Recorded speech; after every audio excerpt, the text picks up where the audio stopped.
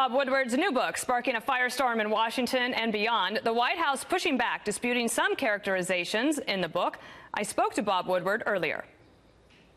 All right, Bob, thanks for coming. Thank you. On the Daily Briefing. I want to start by playing some sound from you over the weekend on CBS Sunday Morning. You look at the operation of this White House, and you have to say, let's hope to God we don't have a crisis. People better wake up to what's going on.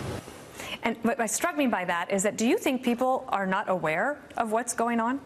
Well, I think this book shows in meticulous detail what happens at specific meetings where the issues are addressed by President Trump and his staff: foreign affairs, North Korea, Afghanistan, the Middle East, all of the immigration, trade issues.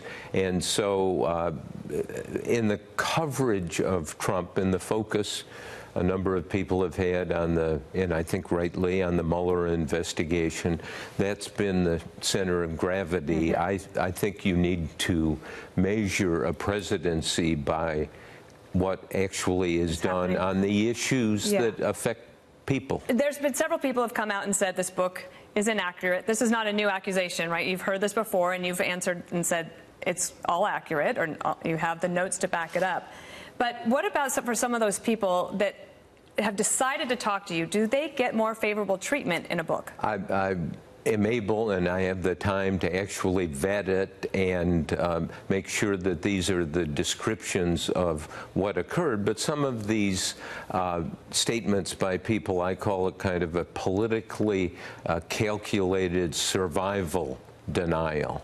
It's very much like the non-denial denial. Right, they complain a little bit about that it was out of context, or it was misrepresenting their experience. That was what Rob Porter said. Yes, and actually I believe that it does, but these things get washed out as time moves on. The former editor of the Washington Post, Ben Bradley, used to always say the truth emerges.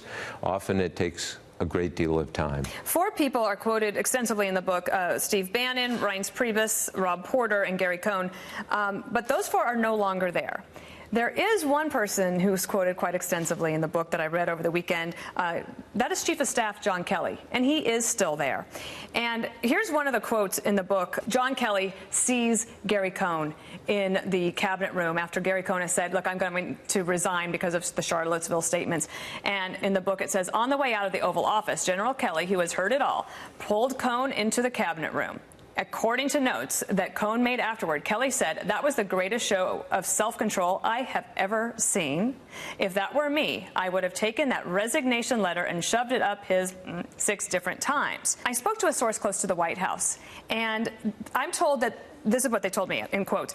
They couldn't believe the Kelly quotes, that they weren't surprised about the other 4, but that the Kelly quotes really surprised them, and that the president is very unhappy with General Kelly, and the Chief of Staff, that they feel betrayed. And the other thing they said is that they had heard Kelly say something like this about Cohn, or that they'd heard this story before. And so there seems to be now, because of the book, some distrust between President Trump and Chief of Staff John Kelly. Would that surprise you? Well, I don't know. I haven't done reporting on it. But again, the things that Chief of Staff Kelly talked about and what he did, I mean, there are very interesting points in the book where he sits down and he issues some orders and he says, we are no longer going to make on-the-fly decisions. We are going to make sure that there is a process, a vetting of decisions, and no decision that the president makes is final until there is a formal decision memo. And of course, that rankled some people. Yeah, and it didn't last. And so, you know, there is an effort on the part of General Kelly to get some control here. And as anyone who has worked for Trump knows, and I think the book establishes this also, that very hard to control Trump. Yeah. How would this book have been different if President Trump had talked to you for it? I would have included what he had to say.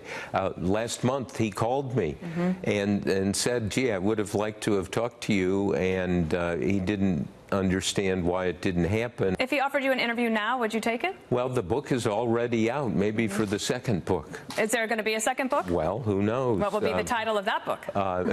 It's a very good question. I could imagine a couple of things. I do know that the president's very... People have suggested alternative titles for this book, like Zoo Without Walls, which is one of the quotes from the former chief of staff. Oh, right, with Reince Priebus saying that it's like predators inside the White House. I do want to ask you this, because the president's very frustrated that his message can't get out, or that the results aren't being reported, that he's not getting enough credit for things that have happened. This book really covers the first year, and that seeds that were planted in that year are bearing some fruit this year with the economy and the optimism numbers, the unemployment numbers. Did you ever think that maybe the book felt a little incomplete without including some of those things, like an addendum of sorts? Oh, well, you can't do an addendum about events that haven't happened. And this book goes really up to the spring, but on the economic issues, you've read the book, you know there is a fierce battle going on in the Trump White House about whether we should have steel tariffs, for instance, whether we should have any of these tariffs. And there are a lot of people, including I think about 99.9% of the economists, that say tariffs really don't work. They are unnecessary. The president, as you know, is... And you say in the book, like, he's had these views for a long time, and Gary Cohn and the president go back and forth on this a lot. But if the economy, because yesterday the White House said that this is durable, the economy is strong, and it could last another couple of years. If that is true, and elections are based on the economy, do you think the president is on his way to re-election? Well, we'll see. One of the things you learn doing this 47 years is try not to report on the future. All right. Bob Woodward, thank you. Thank you. Thank you for inviting me.